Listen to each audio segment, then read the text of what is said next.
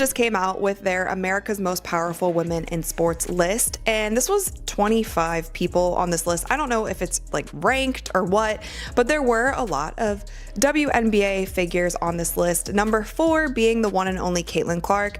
They said Caitlin Clark has turned her record-breaking college basketball career into early dominance in the WNBA. Her estimated $8.1 million in income from her rookie season with the Indiana Fever was bolstered by big deals with Nike, Wilson, and Gatorade, and signals a shift in how female athletes are being valued in the world of professional sports. Okay, so Caitlin Clark just made Forbes' list as one of the 25 most powerful women in the world. And trust me, the reactions across women's basketball are totally wild. Fans are hyped. The media can't stop buzzing, but let's be real, not everyone's celebrating. Some players, especially Angel Reese, might be feeling a little jealous right about now. So here's the question.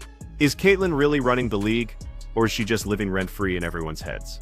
When Forbes dropped that list, it wasn't just another headline, it was a huge deal, a cultural earthquake.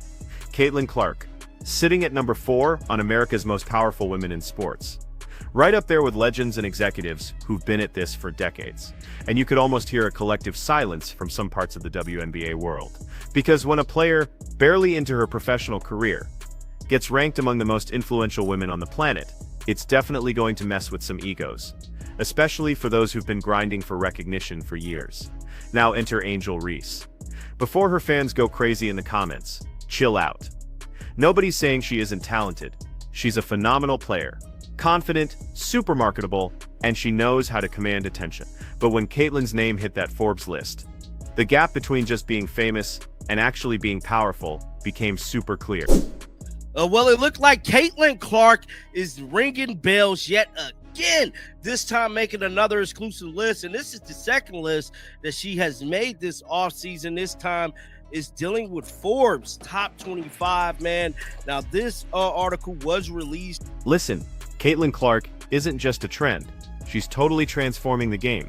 Forbes even called her the spark that lit the match, setting women's sports on fire. That's not just hype.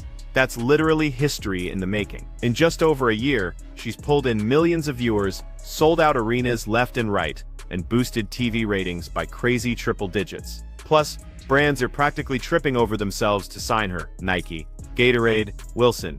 You know, the big 3 in sports endorsements. They're all in her corner.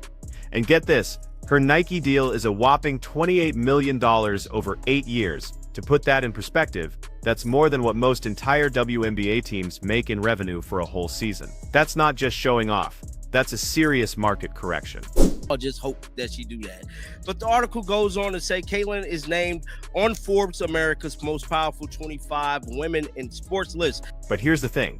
For someone like Angel Reese, who's really built her whole brand on attitude, confidence, and being super visible, this kind of recognition for Caitlin has to sting a little. I mean, let's be real. These two have been tied together ever since that 2023 NCAA championship game. Every time one of them makes a move, the other one gets dragged into the conversation. It's like a basketball rivalry that just will not quit. When Caitlin's winning, Angel's trending. When Angel's posting something, Caitlin's name pops up in the comments. That's how deep this whole thing runs. But this latest moment, with Caitlin making Forbes' top 25 globally, it really puts that rivalry into perspective. Because now, it's not just about who wins more games, it's about who's actually running the entire sport. And right now, that's Caitlin. Turned her record-breaking college basketball career into early dominance in the WNBA. Her estimated $8 million income from her rookie season with the Indiana Fever was bolstered by big deals like Nike, Wilson, Gatorade, and signals and shift in how female athletes are being valued in the world of professional sports. Plus, her power goes way beyond just stats. She's influencing everything. How negotiations happen, what media covers, how sponsorships are structured, and even how we all watch women's basketball. She's not just a player anymore. She's basically a movement with a jump shot. And get this, the wildest part is she's doing it all without any drama. No cryptic social media posts, no "they hate me because they ain't me" type interviews, just calm, quiet domination. She talks about her game, her team, and her goals, not about her haters. That's what really separates true power from just being popular. Angel Reese, she's viral. Caitlin Clark, she's valuable. Like when Caitlin Clark come back this next season, it's gonna be legendary, bro. It truly, truly is. It's gonna be something like we never seen before. I'm calling it right now. That's how much faith I got in CC, bro. CC's she like that, dog. And that's exactly what Forbes recognized, because honestly, being powerful in sports isn't about being the loudest voice. It's about making the biggest impact. Who's really moving culture? Who's changing the business side of things? Who's making executives totally rethink women's sports? Caitlin checks every single box. And the funniest part, they even mentioned her agent, Erin Kane, who also made the list at number 25. All thanks to Caitlin. That just shows how deep her influence really goes. She's not just lifting herself up, she's elevating everyone around her. Meanwhile, Angel Reese has been hustling with her own brand deals, Reebok, Coach, Amazon, McDonald's, a bunch of smaller ones too. And that's impressive. She's built this whole empire based on her personality. But there's a big difference between a personality brand and a power brand, right? Caitlin's endorsements, they scream legacy. Angel's, they're more about lifestyle. One is clearly for the long haul, the other's more moment-based. And Forbes definitely picked the one with staying power. But this tension between them isn't anything new. Ever since that championship showdown, the media and fans have been treating them like boxers instead of basketball players. And every time one gets praised, the other's fan base takes it personally. So when Forbes called Caitlin one of the most powerful women, Angel's supporters jumped online with comparisons. They'd say, but Angel won the national title. Or Angel's more confident, more outspoken. Yeah, but Caitlin's more global. She's not just huge in America, she's trending in Europe, Asia, Australia. Her jersey sales are record-breaking. Her games are pulling in millions of viewers from countries that barely even showed women's basketball before she showed up. That, my friend, is power. And the WNBA totally gets it. You can see it in how they market her.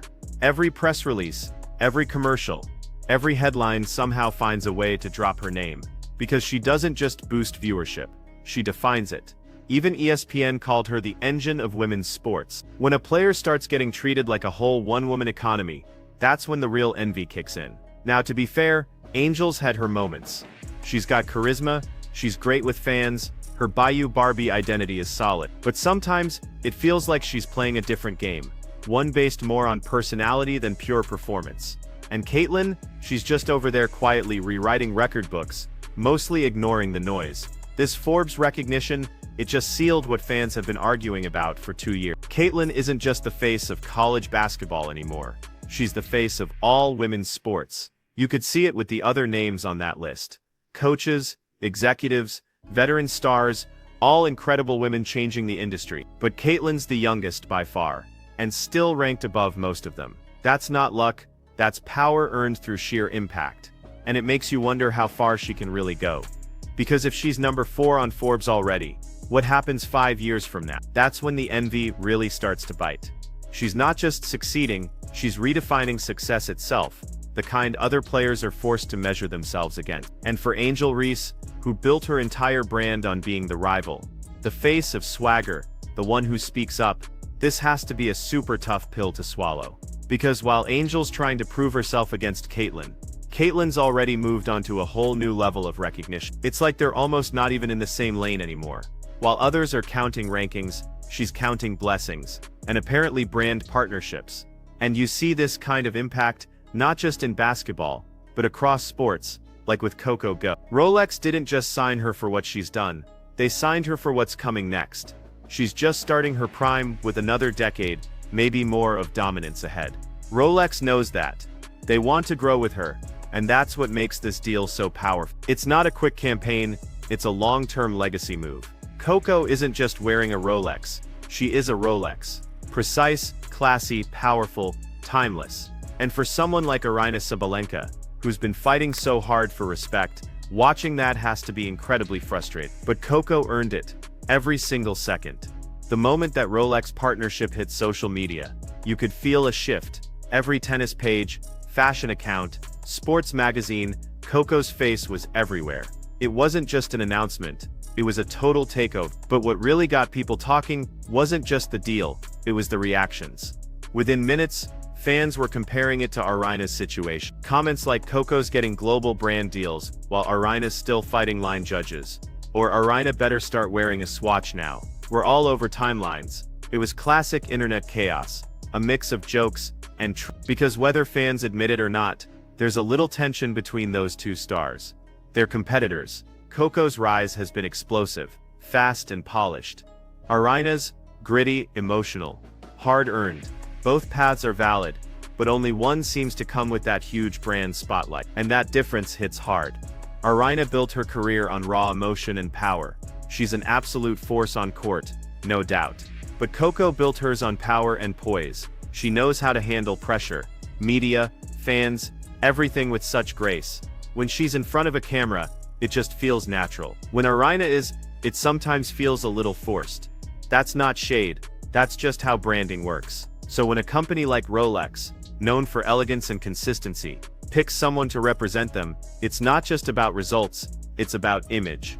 And Coco Gauff's image, it's spotless. Rolex loves class, history and composure, and Coco has all three. She carries herself like a 30-year-old veteran in a 21-year-old body. She doesn't chase drama, doesn't tweet cryptic stuff after a loss. She just works, wins and smiles. And that's why envy hits so hard. Because for athletes who constantly feel overlooked, Coco's calm success must look effortless. Even though it's absolutely not. This deal didn't just appear overnight, remember. Rolex doesn't just call you after one good match. They've been watching Coco for years, ever since her 2019 Wimbledon run, when she took down Venus Williams at just 15. That was when the world really met Coco Gauff. And ever since, she's been building a reputation that no amount of PR spin could ever buy. That's what makes her different. While others chase sponsorships, Coco just attracts them. She's the kind of athlete brands want to be associated with. She speaks clearly, dresses sharp, respects fans, and always shows gratitude. She's never been in a controversy, never made a messy headline. For a company like Rolex, that's pure gold. And she totally deserves it. Her story perfectly fits the Rolex legacy. Built on time, discipline, and precision. Remember that campaign video, where she says, "Sport can help you become a better person." That line sticks with you. She's not just talking about trophies, she's talking about growth. And that's exactly what Rolex markets excellence earned through time and effort. The ad even featured her dad's voice, talking about her as a little girl who just wanted to play. You saw old photos, her first courts, her early matches. It wasn't just an ad, it was storytelling at its absolute finest. And of course, the watch she wore, that subtle silver Rolex Oyster Perpetual, it instantly became the most talked about accessory in tennis. Now here's where the sarcasm kicks in. Coco's Rolex post hit 2 million likes, while Arina's most recent workout clip barely got 100,000. Fans were comparing stats like it was a tennis match. Coco 2M, Arina 100K, straight sets. One fan commented, "Brutal, right?" But it's not just numbers, it's symbolism. Rolex represents a rival. It's a sign that you're not just good, you're iconic. It's saying, we see you not just as a player but as a timeless brand. And Arina knows that, which is probably why her silence spoke louder than any statement. It's no secret she's had a love-hate relationship with the media. One minute she's celebrating a title, the next she's battling critics calling her emotional or inconsistent. Coco, meanwhile, handles the same pressure with such ease. That's the difference, and that's what big companies noted. To make things even more interesting, Coco's deal reportedly includes a legacy initiative. Rolex will help fund youth tennis programs. Inspired by Coco's quote, "You can change the world with your racket." That's powerful. She's not just cashing checks, she's using her platform to build something lasting. And that's exactly why she's becoming the face of modern tennis. Gossip pages went wild with headlines like, "Coco Gauff becomes Rolex's youngest female ambassador," and "Rolex chooses Gauff over older champion." You know that must have stung for some veterans. But Coco's rise proves this new era belongs to players who balance skill with authenticity. She's not trying to be anyone else, she's not begging for validation, she's just being Coco, and that's enough to shake up the sport. And the time, it's hilarious. Honestly, this deal dropped right after Arina gave an interview saying she felt people only focus on certain players. Yeah, that aged fast. While Arina's talking about being overlooked, Coco's collecting Rolex deals like merit badges. When you watch Coco, you don't just see a player, You see a whole story. She connects with people who don't even watch tennis. That's why she's on Time covers, hosting award shows, and now wearing a Rolex. She's transcending the sport, and not everyone's comfortable with that. Envy doesn't just come from losing matches. It comes from realizing someone else is living the dream you thought was yours. Her rise just keeps getting bigger, and honestly, the envy is just proof of how far she's come.